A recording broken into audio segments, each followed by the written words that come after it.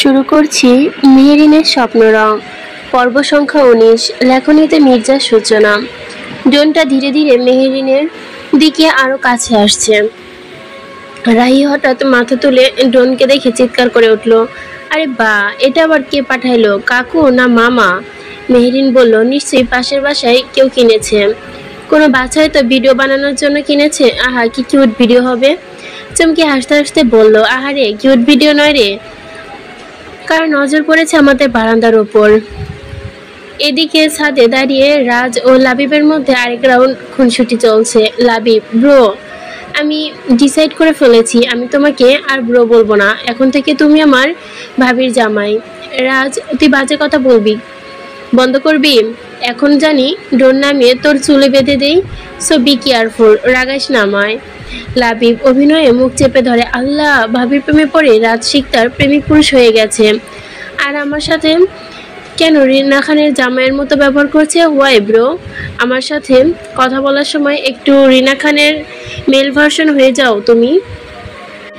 ওইদিকে নরম আর এইদিকে গরম, এটা কিন্তু জাতি মেনে নিবে না। হ্যাঁ, আমি একটা জিনিস খেয়াল করেছি, তুমি ওইদিকে শাবানা আর এইদিকে রিনা খানের মেল ভার্সন হয়ে যাও, নিজেকে দেখিয়ে বলো। আর একটা উল্টাপাল্টা কথা যদি বলিস তবে মামুনিকে তোর ক্রিয়েট করা ব্যাপারগুলো বলে দিব। Please bro, no. এটার বদলে তুমি মশার কামড় খেয়ে চিপাং চিপাং হয়ে যাই ভালো। এটা কিন্তু ঠিক না, তুমি সবসময় আমাকে ইমোশনাল ব্ল্যাকমেল করো। আচ্ছা বাদ দাও ব্রো, একটা কথা বলি। ওইভাবে কোমর দুলাইয়ে যদি মেহেরিন ভাবির বিসিএস পরীক্ষাটাও দিতে হয়, সোজা কাস্টমার অফিসে যাবে। আর চুমকি আপুর তো অবস্থা আরো সিরিয়াস। কোমরের এমন রিদম আছে, চাইলে বিট বানিয়ে র্যাপ গান হিট করতে পারবে। শাট আপ লাবিব, চুপ কর লাবিব, একদম না। ব্রো, আমি তো আর কিছু বলতে পারি না। তার আগে Raj, one more word, I swear I will throw you for the rooftop. আর একটা কথা বললে কসম করছি তোকে এই ছাদ থেকে ফেলে দিব। লাবিব নাটক করে বলে, আল্লাহ রে, লাভ ভাইরাসের ইনফেক্টর রাজ শিকদার এখন ইংরেজি গ্রেনেড ছুড়ছে। ভাই, আমি তো মজা করলাম, কিন্তু ব্রো সত্যি বলি, ভাবি যদি এখন হাত নাড়ায়, তুমি যে নিজেকে পাখি মনে করে ডানা ছাড়া উড়ে যাবে সেটা আমি জানি। অবশ্য লাভ ইফেক্ট তো আছেই, আগুনও আছে, তোমার পাখা গজিয়ে যেতে পারে। রাজ রেগে গেছে বলে, just leave, go feed the মস্কিউটোর for jump into the port or something. যা গিয়ে মশাদের খাবার দে অথবা পুকুরে লাফ দিতে যা। লাবিব হাসতে হাসতে বলে, নো ব্রো, আমি তো তোমার সাথে থাকতেই বেশি মজা পাই। প্রেমিকের এই অবস্থা দেখে লাভ দেওয়া যায়, ভাগ্যর ব্যাপার। রাজ অবশেষে হাল ছেড়ে হাসে। সামডে মজার জন্য যদি তোর হাত পা ভেঙে যায় বা তুই ছাদ থেকে পড়ে যাস, আমার কিন্তু দোষ নেই, বলে রাখলাম আমি আগে থেকেই। লাবিব চিৎকার দিয়ে বলল, নো ব্রো, তুমি এটা করতে পারো না। আফটার অল আমি তোমার একমাত্র ভাই, এখনো বিয়ে শাদী করি নাই, 1 ডজন বাচ্চার বাবাও হই নাই। আমি পঙ্গি হয়ে গেলে আমার কেউ বিয়ে করবে না, তখন আমার ডজন ডজন বাচ্চা জন্ম দেওয়াও হবে না। রাজ এবার হাতে থাকা কফির মুখটা ছুঁড়ে মারে। লাবিব সুযোগে সরে যায়, তা না হলে এখনই একদম মাথা ফেটে আলুর দম হয়ে যেত। আকাশে হালকা রং ছড়িয়ে বিকালের রোদ যেন একটুখানি স্বপ্ন নিয়ে বসে আছে। সাথে সবাই গল্প আড্ডায় মেতে উঠেছে। চা শেষ, খুনসুটি চলছে। এখনকার আড্ডায় মাহির ও ওদের সঙ্গে আছে। হঠাৎ মাহিরের গলা, আচ্ছা নারীগণ, তারা সবৎ সুলভ নাটকীয় রঙ্গে বলে উঠল, চলেন একটা বাইসাইকেল রেস হয়ে যাক। নারী শক্তি লড়াই, ওর যে কথা আছে না, নারী রাধে সে নারী চুলো বাঁধে, তা দেখা যাক। তোমরা এক একজন তো এক এক রূপে গুণে সেরা। শুধু রূপ আর গুণ থাকলে হবে না, মাঝে একটু প্রতিভাও দেখাতে হবে। কি বলো, হবে নাকি? রাহি হেসে উঠে বলে, তুই যে কি বলিস। নূপুর এক লাফে উঠে দাঁড়ায়, আমি তো রেডি, একদম রেডি। চুমকি গম্ভীর কণ্ঠে বলতে লাগলো, তোর মতলব তো ভালো লাগছে না রে মাহির। তুই তোর মাথায় কি খিচুড়ি পাকাচ্ছিস বলতো? আচ্ছা যাই হোক, খিচুড়ি বানা আর বিরিয়ানি বানা, ওইটা ভালো কথা। কথা হলো রুলস কি? মাহির বলল, একদম সোজা রুলস, যে আগে পৌঁছাবে ও জিতবে, আর যে জিতবে সে সবাইকে ফুচকা খাওয়াবে। সবাই হ্যাঁ হ্যাঁ বলে উঠল। মেহেরিন একটু ইতস্ত করলেও সবার জড়াজড়িতে শেষ করলো ঠিক আছে, কিন্তু এখন বাইসাইকেল এতগুলো কোথায় পাবো? মাহির বলল, টেনশন লেনা কাহিনী হি বাদ কো মেহুনা, তোমরা প্রিপারেশন নাও, আমি সাইকেল ম্যানেজ করছি। রাস্তায় 5টা সাইকেল লাইন করে দাঁড়িয়ে, সবাই জুতা ঠিক করে দাঁড়িয়ে স্টার্টিং লাইন টানা হয়েছে। মাহির গলা 3, 2, 1 গো। সাইকেলগুলো ছুটে চলে গেল হাওয়ার সাথে পাল্লা দিয়ে। চুমকি একটু বাঁকা গলির দিকে আটকে গেল। নূপুর গ্যাপস্যাপ দেখেও ও একটু থামলো। মেহবুবা একটু সামনে গিয়ে থেমে গেল, আর সামনে কিছুটা মেহেরিন আর রাহি হাসতে হাসতে। রাস্তায় শুধু বাইসাইকেলের চাকা আর হাসি শব্দ। সবাই অনেক আগে ছিটকে পড়েছে, কেউ গাছের সঙ্গে, কেউ হাসতে হাসতে রাস্তার ধারে, কেউ দুটো সাইকেল একে অপরের গায়ে লাগিয়ে। রাহি আর মেহেরিন। রাহির মুখে দুষ্টু এক ঝিলিক। আপু, আমি হেরে গেলে তো তোমাকে খাওয়াতে হবে ফুচকা। মেহেরিন চোখ টিপে বলে, তাই বুঝি, তাহলে তোর জন্যই হারবো। আসলে মেহেরিনের আজ অদ্ভুত এক শান্তি।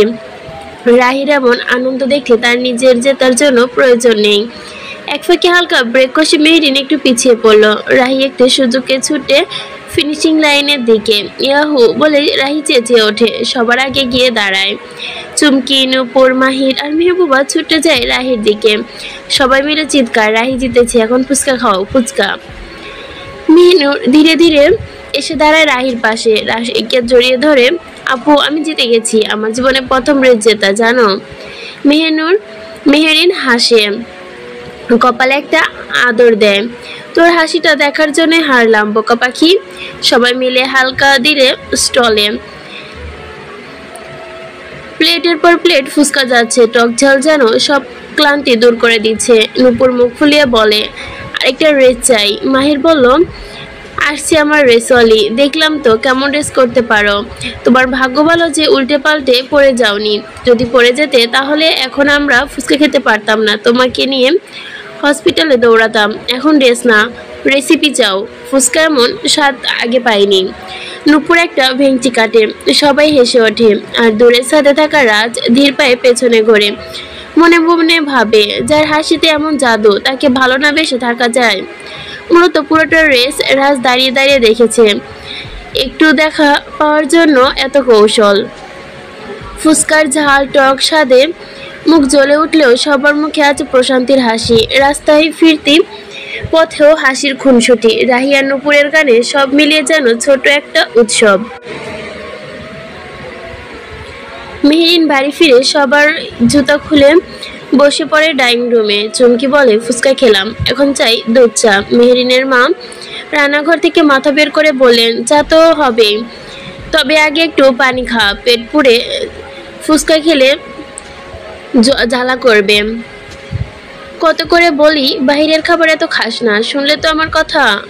কেউ যদি বলিস যে পেটে ব্যথা করছে, তখন দেখিস তার একটা দিন তো আমার কদিন লাগে। ঠিক তখনই দরজায় বেল বাজে। রাহি ছুটে গেল দরজার কাছে। হৃদ দাঁড়িয়ে আছে, বিষমত হাসি দিল, চলো, নূপুর রাহিকে নিয়ে যেতে এসেছি। মেহবুবও আর চুমকি একসাথে বলে, ভেতরে আসেন ভাইয়া, ওদের নিয়ে যাবেন, ভালো কথা, তাই বলে দরজা থেকে চলে যাবেন? মেহিন এবার বলে ভেতরে আসেন ভাইয়া। হৃদ মৃদু এসে ঘরে ঢোকে। মেহেরিনের মা তাকে দেখে খুশি হয়ে বলে, আরে হৃদ বাবা যে, কত ভালো লাগছে তোমাকে দেখে, কেমন আছো বাবা? হৃদ মাথা নিচু করে সালাম দেয়, খুব ভালো আছি আন্টি, রাহি আর নূপুরকে নিয়ে যেতে আসছিলাম, ভাবলাম আপনাদের সাথে একটু দেখা করে যাই। হৃদের কথা শুনে চুমকি মেহবুবার কানে কানে বলে, কত যে আমাদের দেখতে আসছে তা মনে হয় আমরা জানি না, দেখতে তো আসছে মেহুকে। মেহবুবা হেসে বলে, আসতে বল চুমকি আপু, শুনে ফেলবে তো। এটা বলে দুজনে মিটিমিটি হাসে। হৃদ বলো, আন্টি ভালো থাকবেন, আমি তাহলে রাহি আর নূপুরকে নিয়ে যাই। মেহেরিনের মা বলে ওঠে, হ্যাঁ তা তো যাবে, ভালো কথা, আজকে একটু মেয়ে এলো, আমার রান্নাও একটু বেশি হয়ে গেছে। আর মেহেরিন বলছিল, তুমি তো বেশ ব্যস্ত থাকো, ঠিক মতো খাও না, আর কোনো কথা না, তুমি আমাদের সাথে ডিনার করবে, তোমার আঙ্কেলও এখনই চলে আসবে, এখনই তোমাকে দেখে খুব খুশি হবে। হৃদ একটু প্রশস্ত হয়ে বলে, এবার আন্তরিকভাবে আহ্লাদ করে বলতে কেউ থেমে যায়। আর এদিকে রাহি, নূপুর, চুমকি এটা সেটা বলে মজা করছে মেহেরিনের সাথে, আর মেহেরিন ওদের চোখে রাঙিয়ে দিচ্ছে। চুপচাপ দাঁড়িয়ে থাকা রাহি দম আটকে হাসি চেপে বলে, ভাইয়া না খেয়ে গেলে আন্টি আজকে আমাদের বিয়ে দিয়ে দিবে, দেখছিস। মেহেরিনের মা হেসে বলে, পাগলি কি যে বলিস, রিত আমার ছেলের মতোই, খাবে না কেন। ঋতু মৃদু হেসে মাথা না ঝুঁকায়, তারপর রাহির দিকে তাকিয়ে বলে, আজকে খুব বেশি কথা বলছো রাহি তুমি। রাহি যেন হৃদের কথা শুনলই না। ঠিক আছে আন্টি, আপনি যেহেতু বলছেন আজ খেয়ে যাব। মেহেরিনের মা খুশি হয়ে বলেন, এই যে ঠিক তাও হওয়া উচিত। মেহেরিন হৃদকে চা দাও। মেহেরিন কোনো কথা না বলে রান্নাঘরের দিকে চলে যায়। তখন আবার কলিং বেল বেজে ওঠে। চুমকি বলে, নিশ্চয়ই আঙ্কেল আসছে, আমি খুলছি, তোরা বস। চুমকি গিয়ে দরজা খুলে দেখে আসলে কি কথা, মেহেরিনের বাবা এসেছে। চুমকিকে দেখে একগাল হেসে মেহেরিনের বাবা তারপর বলেন, আরে মামুনি যে, কেমন আছো। রাত 12টা। শহরের প্রায় কোলাহল থেকে একদম দূরে ফাঁকা নির্জন রাস্তা। রাস্তার পাশে ঝোপঝাড় মাঝে একটা চেয়ারে বসে আছে রাজ, চুপচাপ চোখ রেখে গাঢ় শিকার ধরার প্রত্যাশা। পাশে লাবিব, এক হাতে পানির বোতল আরেক হাতে ফোন ঘাটছে। লাবিব ফিসফিস করে বলল, ব্রো এই রাস্তা তো পাখিও উড়ে না, তুমি কি শিওর আমাদের শিকার এই রাস্তা দিয়ে যাবে। রাজ গভীর গলায় বলল, চোখ খুলে থাকলে সব দেখা যায় না, এই রাস্তা এত নির্জন বলে এই রাস্তা দিয়ে যাবে আমাদের শিকার। তাহলে তাদের সামনে দিয়ে হঠাৎ করে একটি গাড়ি আসে। চোখে পলক না ফেলে সামনের দিকে তাকিয়ে থাকে রাজ। লাবিবকে চোখ টিপ দিয়ে বলে, আমাদের শিকার কামিং। গাড়িটা আচমকা ব্রেক কষে থমকে যায়। চালক জানালা খুলে রেগে চিৎকার করে ওঠে, এই ভাই রাস্তায় বসে আছেন কেন, আত্মহত্যা করার প্ল্যান নাকি। মরবেন ভালো কথা, আমার বাড়ির সামনে কেন, সরেন ভাই সরেন। লাবিব দ্রুত দৌড়ে গিয়ে বলে, না না ভাই আত্মহত্যা না, নাটক চলছে, একটু ধৈর্য ধরুন। রাজ এখনো চেয়ারে বসে বাতাসে ধ মেরে আছে যেন অপেক্ষায়। লাবিব চুপচাপ দাঁড়িয়ে, কিন্তু চোখে দুষ্টু এক চাহনি। হঠাৎ গাড়ির চালক জানালা খুলে তেড়ে আসে, ভাই এই রাস্তার মাঝখানে বসে আছেন কেন, মানুষ আপনি, রাস্তা কি আপনার বাপের। লাবিবের গলায় হাত দিয়ে বলে, এই যে কথা কম বলেন ভাই, পেট্রোল শেষ না হলে ধৈর্য শেষ হয়ে গেছে আমার, আর খবরদার বাপ তুলবেন না বলে দিলাম। চালক রেগে গাড়ি থেকে নেমে আসে। চোখ রাঙায়। লাবিব সামনে গিয়ে তাকে তর্কে লিপ্ত হয়। গাড়ির গলার স্বর চড়া হতে দুজনেই ওঠে। তুই আমার সাথে তর্ক করবি, তোর বয়স কত রে। বয়স না বুঝে খেলেন ভাই, আমি কিন্তু 18+। আপনি জানেন আমার বিয়ের বয়স হয়ে গেছে, বিয়ে করলে এতদিনে 10-15টা হলি বাচ্চা হয়ে যেত। জাউরাটা বাড়তে থাকে। এখানে জাউরা না ঝগড়া হয়তো, কারণ ওরা ঝগড়া করতেছে জানি না। কিন্তু এদিকে রাত চুপ, তার চোখে শুধু গাড়ির পেছনে সিটের দিকে। হঠাৎ দরজার শব্দ। গাড়ি থেকে বেরিয়ে আসে একটা লোক, বয়স হবে হয়তো 50-এর কাছাকাছি। মুখে এখনো রসের ছাপ পড়েছে, এখনো তারপর ফর্মাল ড্রেস আপ। লোকটা গাড়ি থেকে নেমে এসে রাজের সামনে দাঁড়াতে এই মুহূর্তেই যেন অস্বস্তি দিয়ে খেলে গেল চোখে মুখে। কার সাথে জানি রাজের চেহারার অনেক মিল খুঁজে পাচ্ছে লোকটা যখন নিজের ভাবনায় বিভোর, তখন হঠাৎ রাজ মাথা একটু কাত করে হঠাৎ বলে, হাই ড্রাইভার আঙ্কেল। শব্দটা যেন অতি দ্রুত, অতি পরিচিত, অতীতকে মনে করে দিল। লোকটার শরীর যেন হঠাৎ হিম দিয়ে উঠল, তার গলার কাছে শব্দ যেন আটকে গেছে। চোখ দুটো বড় হয়ে ওঠে, কাঁপতে শুরু করে ঠোঁট। সে ধীরে ধীরে ফিসফিসে বলে, রাজ বাবা, না না না, এ কি করে হতে পারে। তার ঠোঁটের কম্পনে কণ্ঠস্বর কেঁপে ওঠে। এই নাম তো শুধু একজনেই ডাকতো, যাকে আমি। তার পা হঠাৎ দুর্বল হয়ে যায়, হাত পা কাঁপছে তার। রাজ ঠোঁটে অদ্ভুত এক হাসি নিয়ে ধীরে ধীরে এগিয়ে আসে। ভাবছিলাম মনে থাকবে না, ভুলে গেছেন হয়তো, কিন্তু দেখেন শুধু নামটাই বললাম, চিনে ফেললেন। লোকটা জ্ঞান হারিয়ে পড়ে যায় মাটিতে। রাজ নিচের দিকে কান নিয়ে ফিসফিস করে বলে, আজ থেকে আমার দিন শুরু, একে একে পই পই করে সব হিসাব নেব। 18 বছরের হিসাব নেওয়া এখনো বাকি। তারপর ইশারা করতে লাবিব সামনে আসে। দুজন মিলেমিশে নিঃশব্দে তুলে নেয় লোকটিকে। গাড়ির ট্রাঙ্ক খুলে ধীরে ধীরে ভেতরে রাখে। লোকটার নিঃশ্বাস শরীরটা যেন অন্ধকারের মধ্যে হারিয়ে যায়। রাজ সেদিকে তাকিয়ে সেফতে একটি বাক্য বলে, চলো এবার গোপন জায়গায় নিয়ে যায়। ওর অনেক কিছু মনে করিয়ে দেওয়ার কথা এখনো বাকি আছে। রাজ লাবিবকে জিজ্ঞেস করে, ওই রাস্কেলটা কি করেছিল। লাবিব একটা ডেভিল হাসি দিয়ে বলল, আমার বাপকে নিয়ে কথা বলেছিল ব্রো, তাকে একটু বাপের সাথে সাক্ষাৎ করার সুযোগ করে দিলাম। লাবিবের কথা শুনে রাজ উচ্চস্বরে হেসে ওঠে। লাবিব হঠাৎ হাতে হাসি থামিয়ে বলে, আমি ওদের কাউকে ছাড়বো না ব্রো। যাদের জন্য আমাদের ছোটবেলা নষ্ট হয়ে গেছে, যাদের জন্য আমাদের দেশ ছাড়তে হয়েছে, যাদের জন্য পাপা, ভাই, ফুপি, ফুপা আমাদের পুচকিকে হারাতে হয়েছে, কাউকে ছাড়বো না, কাউকে না। রাজ লাবিবের পিঠে হাত বুলিয়ে বলে, কুল ডাউন, কাউকে ছাড়বো না, প্রত্যেকটাকে খুঁজে বের করব। আমাদের ওদের জন্য দেশ ছাড়তে হয়েছে, কিন্তু ওরা দেশ ছাড়তে পারবে না, ওদের আমি পাতালে বন্ধ করে দিব।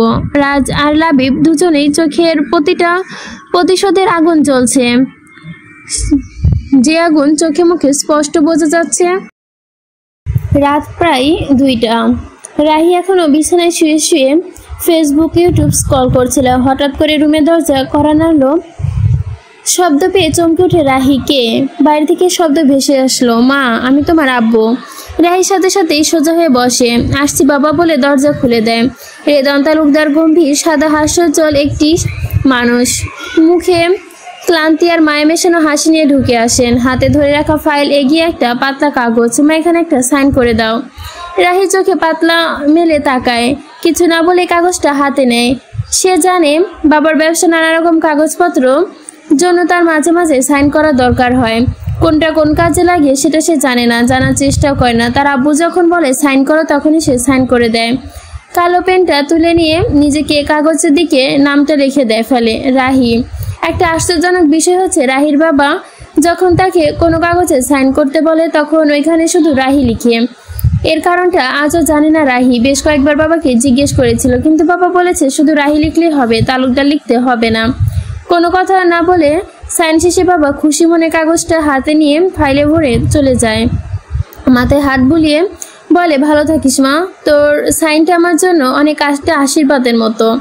রাহি একটু হেসে বলে, তোমার জন্য তো সবাই করতে পারি, আর সাইন এমন কি জিনিস। মুচকে এসে বাবা চলে গেলে রাহি আবার বিছানায় এসে শুয়ে পড়ে।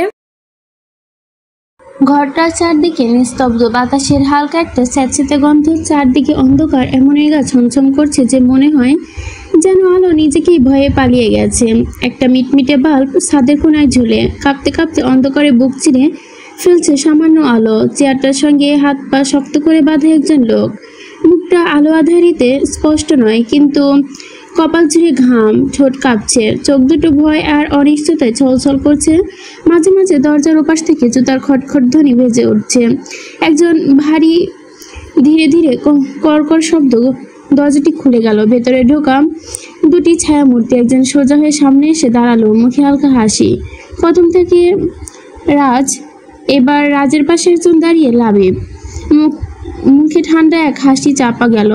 হাতে একটা ব্যাগ। শব্দ না করে সেটা ব্যাগ থেকে উল্টো করে সামনে টেবিলের ওপর গড়িয়ে পড়ে ছোট ছোট কিছু ছুরি, বড় রড, হাতুড়ি, তার আরো কিছু ইলেকট্রনিক যন্ত্রপাতি ও মোটা দড়ি। লোকটা বড় বড় চোখ করে তাকায়, কণ্ঠ রুদ্র হয়ে আসে। কি ভাবছো? লাবি ফিসফিস করে বলে, যেন কোনো বন্ধুকে দুষ্টুমি করতে আসছে এমন কিছু। এসব খেলনার জন্য তো ভয় পাওয়ার কিছু নেই, তাই না আঙ্কেল? তোমার তো করিছে অনেক বড়, এসব খেলনা দিয়ে কি তুমি ভয় পাচ্ছ? It's not fair uncle. লোকটা তখন রীতিমতো কাঁপছে। সে রাজের দিকে তাকিয়ে বলে ওঠে, আমাকে কেন এখানে ধরে নিয়ে এসেছো রাজ বাবা? বিশ্বাস করো, আমি কিছুই করিনি। রাজ ধীরে ধীরে তার সামনে এসে দাঁড়ায়। মুখটা অন্ধকারের মধ্যে, চোখ দুটো আগুনের মতো জ্বলছে। ঠান্ডা কণ্ঠে কৌতূহলের সঙ্গে বলে, একে কি তুমি ভয় পাচ্ছ কেন ড্রাইভার আঙ্কেল? আমি কি বলেছি যে তুমি কিছু করেছো? ব্যাপারটা এমন হয়ে গেল না, ঠাকুরটা ঘরে কে? আমি তো কলা খাইনি। লোকটা এবার আরো বেশি ঘাবড়ে গেল। রাজ, জানো আমি কখনো গায়ে হাত তুলতে চাই না, কিন্তু ব্যথা না পেলে কিছু মানুষ মুখ থেকে সত্যি কথা বের করে না। এটা বলে টেবিলের ওপরে লোকটার হাত রেখে হাতুড়ি দিয়ে জোরে একটা বাড়ি দিল। লোকটা সজোরে চিৎকার দিয়ে ব্যথায় কুকড়ে উঠল। না, প্লিজ মেরো না আমায়। লাবিব নিঃশব্দে একটা ছুরি নিয়ে হাত ঘোরাতে থাকে। হঠাৎ থেমে রাজের দিকে তাকিয়ে বলে, ব্রো, এই মেয়ে মানুষের মতো কান্নাকাটি আমার ভালো লাগছে না। কাজ শুরু করি? রাজ ঠান্ডা গলায় বলে, না, আগে বলুক কে তাকে পাঠিয়েছে, তার অর্ডার কে দিয়েছিল সেই রাতে, সেই নির্মমতার পেছনে কে আছে? লোকটা হঠাৎ করে চিৎকার করে ওঠে, তারা আমাকে অনেকগুলো টাকা অফার করেছিল। রাজ ধীরে ধীরে তার মুখের দিকে ঝুঁকে আসে। তুই ভুল করেছিলি, আজ তোর কণ্ঠ দিয়ে বের হবে নাম, ঘটনা, প্ল্যান, সবকিছু, নইলে এই ঘর তোর নিঃশব্দকে খেয়ে ফেলবে। এই মুহূর্তে ঘরে নিস্তব্ধতা ছমছম হয়ে গেল। লাবি ভাসে, ভুল জায়গায় ভুল খেলাই খেলছো আঙ্কেল। অদৃশ্য ঘরের বাতি টিমটিম করে জ্বলছে, বাতাসের এক অদৃশ্য চাপা উত্তেজনা। রাজের চোয়াল বাঁধা, চেয়ারে বাঁধা লোকটি কাঁপছে, চোখের সামনে রাজ দাঁড়িয়ে, চোখে আগুন আর ঠোঁটে চাপা রাগ। লোকটি ভেঙে পড়ে, কাঁপা কাঁপা গলায় বলে, আমি নিরুপায় ছিলাম রাজ বাবা, আমি তো গরিব মানুষ, নুন আনতে পান্তা ফুরায়। একজন ড্রাইভারের বেতনই কত ছিল। লোকগুলো আমার সংসারের জন্য টাকা দিতে চেয়েছিল, আমার বাচ্চার ওষুধ কেনার টাকাও ছিল না।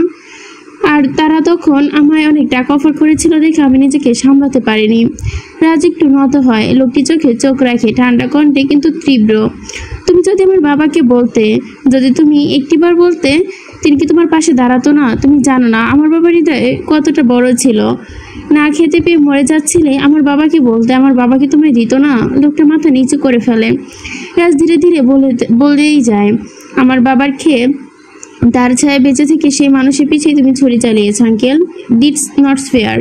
লোকটা কেঁদে ফেলে, মুখ লুকায়, কাঁদে।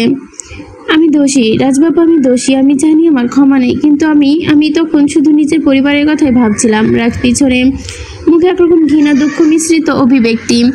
তোমার ওই নিজের পরিবার আজ ঠিক হয়ে আছে, কিন্তু আমার লাবিবের, আমাদের পরিবার কোথায়? একটা নিস্তব্ধতা নেমে আসে ঘরে, ঘড়ির কাঁটা থেকে নেমে যায়। লোকটা ফিসফিস করে ওঠে, হিংসা, লোভ আর না পাওয়া ভালোবাসার জন্য। রাজ সামনে এসে ঠান্ডা গলায় বলে, মানে? লোকটা চোখ তুলে চাইলো আর বলল, তোমার বাবা একজন মহান মানুষ ছিল, দরিদ্রের পাশে দাঁড়াতো, ক্ষতিগ্রস্তদের সাহায্য করতো। ওনার উদারতার জন্য আল্লাহ হয়তো ওনাকে দুহাত ভরে দিয়েছেন। খুব ভালো স্টুডেন্টও ছিল, সফলতায় তাই টিচাররা তার পাশে থাকতো সব সময়। এক বট বৃক্ষ ছিল উনি। কলেজ লাইফে পরিচিত হয় তোমার মার সাথে, তোমার বাবার প্রথম ভালো বন্ধু, তারপর বন্ধুত্ব গড়ে ওঠে, তারপর প্রেমের সম্পর্ক। তোমার বাবা আরও দুজন বন্ধু ছিল যারা সবকিছু জানতো। তারা উপরে উপরে ভালো থাকলে ভেতরে ভেতরে সফলতা নিয়ে হিংসা করত, কিন্তু সে কখনো সাহস করতে পারেনি।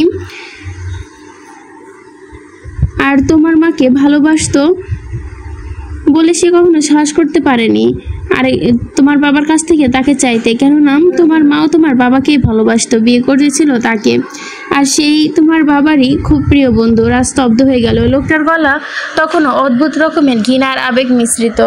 সে মানতে পারেনি সে নারী কে পাগলের মতো ভালোবাসে, সে অন্য ঘরে রমণী হয়েছে, সে হেরে গিয়েছিল। তারপর তোমার বাবার সফলতা, সুখ, পরিবার, সন্তান, ভালোবাসা দেখে সে আরো সহ্য করতে পারেনি। লোকটি একটু থামে।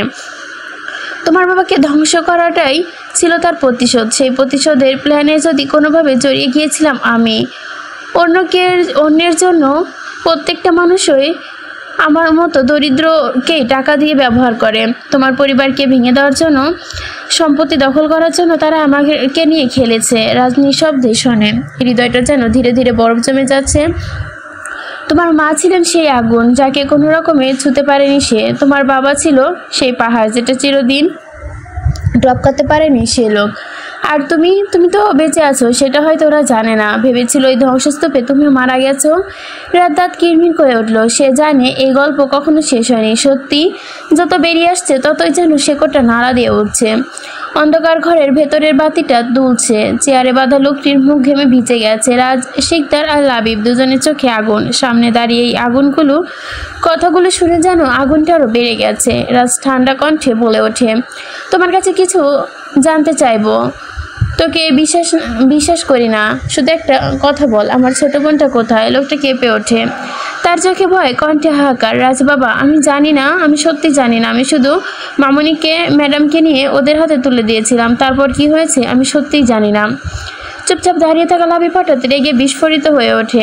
এক ঝাঁপে সামনে গিয়ে লাথি মারে লোকটির চেয়ারে। তুই কি মানুষ? একটা দুধের বাচ্চা কোরকম জারামের হাতে কিভাবে তুলে দিতে পারলি? লোকটা মাটিতে পড়ে কাঁপতে কাঁপতে কাঁদছে। আমার নিজের ছেলে মেয়েও আছে, আমি জানি আমি ভুল করেছি, কিন্তু ওরা বলেছিল না করলে আমার বউ বাচ্চাকে মেরে ফেলবে। রাজ সামনে গিয়ে নিচু হয়ে বলল, তুই ভয় পেয়েছিলি, তোর ভয়ের কারণে আমার বোন আজ কোথায় তা আমরা জানি না। যদি ওরা একটা আঁচড় দেখি, তাহলে তুই যে পরিবারের জন্য আমার পরিবার ধ্বংস করেছিস, সেই পরিবার আমি নিজ হাতে ধ্বংস করে দিব। ঘরের বাতাস ভারী হয়ে ওঠে। একটা ভয়াল নীরবতা ছড়িয়ে পড়ে। সকাল 10টা। শহরে এক শান্ত কোণঠাসা ক্যাফেতে বসে আছে মেহেরিন আর চুমকি। জানালার পাশে বসে আছে কফির মগ হাতে চুমকি। রাহি কই? সময় দিলে তো 10টায়, এখনো নামার নামগন্ধ নেই। মেহেরিন হাসলো এক চিলতে হাসি দিয়ে বলল, কি চিনিস না তুই? ও হাসবে, আর তাও নিজের টাইমে, ঘড়ি টাইমে না।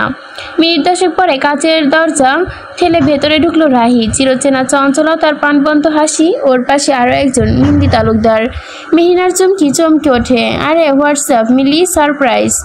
রাহি হাত তুলে বলে, আচ্ছা কিন্তু আমাকে বের হওয়ার কোনো প্ল্যান ছিল না। মিলি আপু বলল তোমাদের সাথে দেখা করতে চাই, তাই ক্যাফেতে দেখা করতে আসলাম। সবাই কুশল বিনিময় করে হালকা গল্পে মেতে উঠলো। ক্যাফের আলো ছায়া যেন ঘরোয়া একটা আপন পরিবেশ। মিলি ব্যাগ থেকে একগুচ্ছ কার্ড বের করে তাদের হাতে দিয়ে বলল, এই জন্যেই এসেছিলাম। চুমকি আর মেহেরিন হাত তুলে নেয় গোল্ডেন কার্ডটি। গোলাপি মোড়কে দেওয়া বিয়ের কার্ড। কনে আর বরের নামের জায়গায় মিলি তালুকদার এবং শাফিন রহমান। মেহেরিন চোখ বড় করে বলে, তুই বিয়ে করছিস মিলি আপু? চুমকি থ মেরে যায়। মানে সত্যি সত্যি? মিলি মাথা নেড়ে হ্যাঁ সূচক বোঝায়। হ্যাঁ রে বাবা সত্যি, পরের মাসেই হচ্ছে।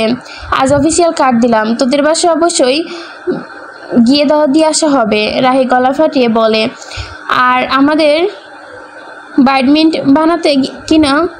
বানাবে কিনা আগে সেটা বলো। ব্রাইডমেড বানাবে কিনা সেটা আগে বলো। চারদিকে হাসির রোল পড়ে গেল। মেহেরিন কার্ডটা হাতে ধরে বলো, এ কার্ডটা খুব শুধু নিমন্ত্রণ না, এটি একটা নতুন জীবনের শুরু। আমি সেটাই সাক্ষী থাকতে পেরে নিজেকে গর্ববোধ করব। আপু আমরা অবশ্যই যাব। মিলির চোখে তখন আনন্দের খানিকটা নরম আলো ছায়ার ভেতর দিয়ে 1 কাপ কফি ধোয়া ওঠা পর্যন্ত, আর তার মাঝে 4 জন মেয়ের জীবনে তিসরারণ হয়ে গেল। মাথার ওপর থেকে রোদ নিজের ক্ষমতা প্রয়োগ করে যাচ্ছে। রাজা লাবিব ঘেমে নিয়ে একাকার অবস্থা। ছোট্ট একটা গলি পেরিয়ে ঢুকেছে এক পুরনো বাড়ির ভেতরে। দুজনেই হাত ভর্তি বাজারের ব্যাগ, নতুন জামা কাপড় আর আরও কিছু খাবার। চারপাশে নিস্তব্ধতা। দুটি মেয়ের হাসি কানে দূর থেকে ভেসে এলো। বারান্দায় দাঁড়িয়েছিলেন এক ভদ্র মহিলা, মাথায় হালকা ওড়না, মুখে শান্ত এক অভিব্যক্তি। রাজা লাবিবকে দেখে তার চোখ যেন জ্বলে উঠল। অদ্ভুত আনন্দে মনটা আসছে রাজ বাবা, লাবিব বাবা কেমন আছো তোমরা? রূপা পাশ নাই, তার গলায় স্নেহ গর্ব। লাবিব একগাল হেসে ব্যাগগুলো রেখে বলল, আমরা ভালো আছি খালাম্মু, তুমি ভালো আছো? রাজ হেঁটে এসে তার হাতের ব্যাগগুলো রাখে। এই কটা জামা কাপড় আপনাদের জন্য আর আমার বোনদের জন্য, আর কিছু বাজারে যা পেয়েছি নিয়ে এসেছি। ভদ্র মহিলা নাসিমা বেগম, শিকদার বাড়ি পুরনো দারোয়ান জব্বারের স্ত্রী। সেই রাতে ওই নির্মম ধ্বংসকার্যের সময় জব্বারি বাঁচিয়েছিল লাবিব, রূপা আর রাজকে। ওদের বাঁচাতে গিয়ে অবশ্য নিজের প্রাণটি দিতে হয়েছে। তারপর থেকে রাজি তাদের দেখভাল করছিল। রাজ একদিন বলেছিল, খালা আপনি আমাদের সাথে আমাদের বাড়ি চলুন, এখানে কষ্ট করতে হবে না। নাসিমা বেগম সেদিন না বলেছিল, আজও তা ভুলে যায়নি কেউ। এই ঘরে আমার স্বামীর নিঃশ্বাস আছে রাজবাবা, আমি শেষ নিঃশ্বাস পর্যন্ত সেই ঘরে থাকতে চাই। আজও তিনি রয়ে গেছেন সেই ছোট্ট ঘরে। দরজার বাপাশে একটা ফ্রেমে জব্বার সাহেবের হাসি মুখ প্রতিবার ঝেড়ে মুছে রাখেন। লাবিব ধীরে এসে বারান্দার মাটিতে বসে, খালা আমার কিন্তু প্রতি মাসে আসবো, আপনি কিছু না বললেও আমরা আসবই। নাসিমা বেগম কাপা হাতে দুজনের মাথায় হাত রাখলেন। চোখ দুটো জলে ভিজে যাচ্ছে তার।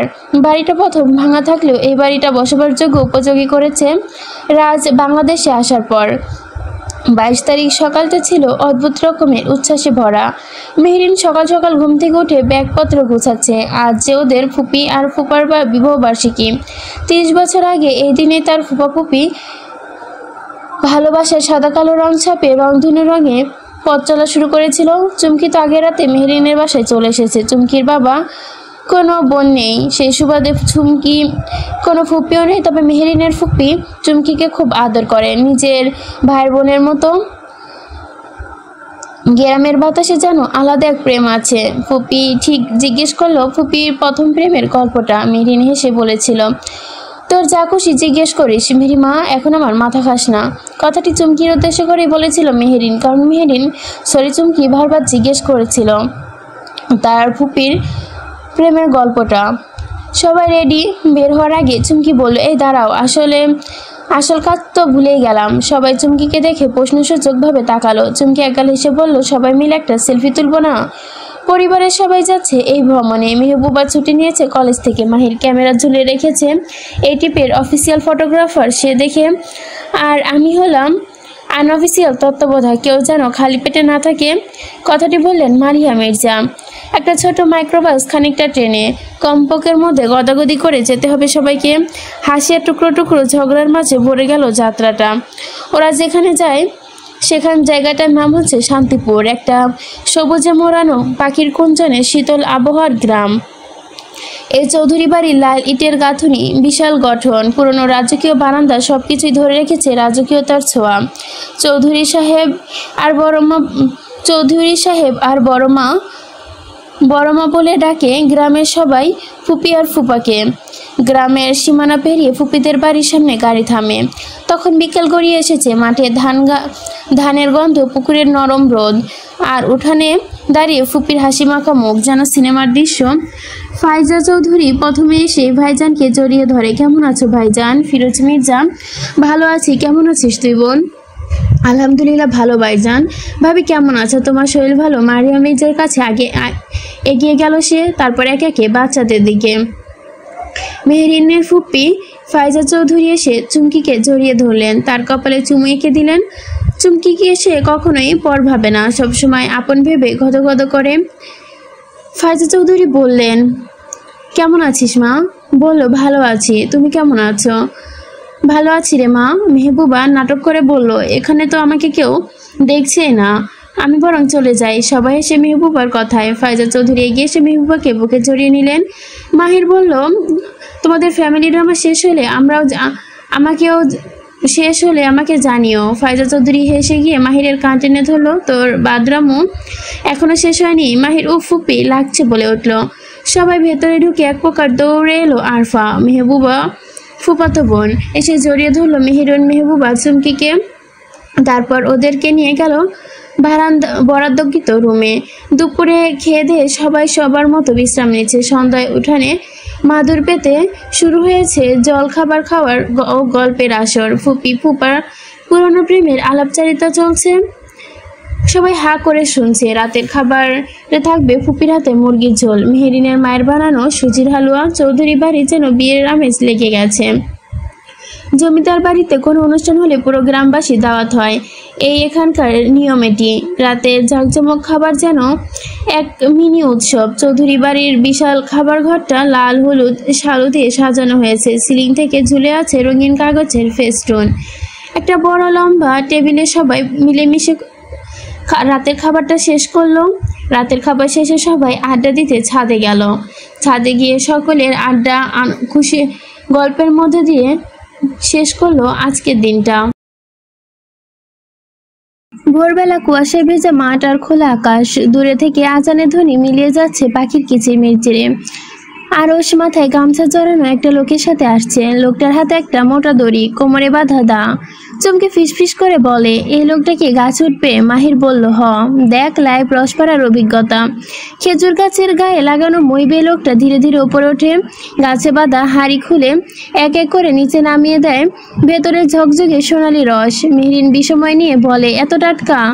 সবাই নিচের দিকে তাকায়।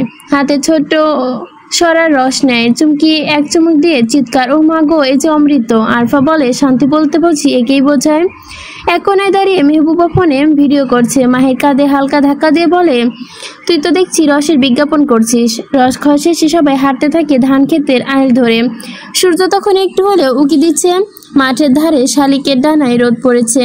চারদিকে নিস্তবতা, কেবল পাখি ডাকে ভরপুর। নদীর পাড়ে পৌঁছাতেই চুমকি চিৎকার করে দেখে, এই যে নদী, যেন আয়নার মতো। পরিবেশটা একদম মনে বাঁধিয়ে রাখার মতো। মন ছুঁয়ে যাচ্ছে, ইচ্ছে করছে সারা জীবন এখানে থেকে যাই। পাশ থেকে মাহির বলে, হ্যাঁ, এখানে একটা টাকলা বুড়োর সাথে তোকে বিয়ে দিয়ে দিব। চুমকি আপু, চিন্তা করিস না, তারপর এই এলাকার বউ হয়ে সারা জীবন এখানেই থাকিস। চুমকি মাহিকে একটা ঠাস করে মেরে দেয়। তারপর সবাই হাহা করে হেসে ওঠে। নদীর পানিতে কুয়াশা পড়ে ঝাপসা একটি প্রতিচ্ছবি। দূরে নৌকা, একজন মাঝি হাল ধরেছে। পাশে কাশবন দুলছে হাওয়ায়। আরফা ছুটে গিয়ে বলে, তাড়াতাড়ি এখানে একটা গ্রুপ ফটো চাই। সবার মুখে হাসি, ঠোঁটে আনন্দের ঘুম না ঘুম ভাব, আর হৃদয়ে তৃপ্তি। এ যেন নিছক সকাল নয়, জীবনের স্মৃতি গল্পে কাটানো এক মুহূর্তের স্মৃতি। সকালে রোদ যখন ঝিলিক করছে, বাতাসে শীতল গ্রান আর দূরে শাপলার মৌরিন গ্রান। নদীর তীরে একটা বাধা ছিল ডিঙি নৌকা। মেহরিন হঠাৎ চারপাশে তাকিয়ে বলল, ভাইয়া চল না, নৌকায় একটু ঘুরে আসি। আরও সে একটু অবাক হয়ে মুচকে এসে বলল, তুই তো দেখি একদম অ্যাডভেঞ্চার মুডে আছিস। পাশ থেকে আরফা খুশি করে বলল, ওই পাশে অনেক পদ্ম ফুল আছে, একবার ওই দিকটায় গেলে মন ভালো হয়ে যাবে। ব্যাস, পদ্ম ফুল শুনেই কারো মনে আর থামলো না। কিন্তু মাহির বলল, না না, আমি তো যাব না, নৌকা উল্টে ফেলবি শেষে। মেহবুবা বলল, আমরা সবাই যাব, কেউ পড়বো না, তুই পড়ে যাবি, বাদরামি বন্ধ করে চল। ততক্ষণে মেহেরিন, আরফা, চুমকি, আরশ নৌকায় উঠে পড়েছে। চুমকি একটু দ্বিধায় থাকলেও শেষ পর্যন্ত সে উঠে গেল। মাহির আর মেহবুবা তখন নৌকার ধারে দাঁড়িয়েছিল। সাবধান, জ্বরে পড়িস না আবার। আরশ খুব আত্মবিশ্বাসের সাথে নৌকার বৈঠা চালাচ্ছে। হঠাৎ গম্ভীর ভঙ্গিতে দেখে মেহেরিন হঠাৎ বলে উঠল, আরশ ভাইয়া, এই পোজে তুই যেন নদীর রাজা। আরফা হাসি দিয়ে বলল, তাহলে আমি নদীর রানী। চুমকি খিলখিল করে হেসে বলে, আর আমি তার দাসী। এই কথা শুনে আরশ হঠাৎ করেই একদিকে হাল কাত করলো। নৌকা তখন চলতে লাগলো, পানি একটু আশেপাশে ঢলে পড়লো। আর মেয়েগুলো চিৎকার দিতে শুরু করলো, ভাইয়া ঠিক করে চালা, পড়ে যাবো তো। এই যে চুমকি দাসী বলার ফল। চুমকি মুখ বাঁকায়। একটু দুষ্টুমি করতে করতে ওরা পদ্ম ফুলের দিকে চলে যায়। জায়গা সত্যি অসম্ভব সুন্দর, মন ভালো করার মতো জায়গা। মাঝে মাঝে পদ্ম ফুলের দিকে হাত বাড়িয়ে কেউ তুলতে চাইছে, কেউ আবার বসে বসে সেলফি তুলছে, কেউ আবার বলছে, এই ফুলটা কি সুন্দর, এই ফুলটা তো পোস্টের জন্যই।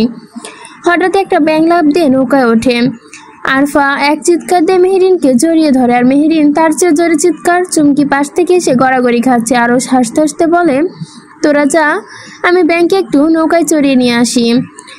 নৌকা তখন ধীরে ধীরে বিলের মাঝখানে। পদ্ম ফুল ভরা জলের চারপাশে যেন একটা টুকরো স্বর্গ। ভাই বোনের দুষ্টুমি ফাজলামিতে আরও একটি সুন্দর মুহূর্ত বাধা পড়ে গেল। সবাই যখন দুষ্টুমি ফাজলামিতে ব্যস্ত, এমন সময় মাহির বেছে বেছে মেহেরিনের কিছু পিক হোয়াটসঅ্যাপে একটা নাম্বারে সেন্ড করলো। ওপার থেকে জবাব আসে, very that excellent, why I like you so much শালা বাবু।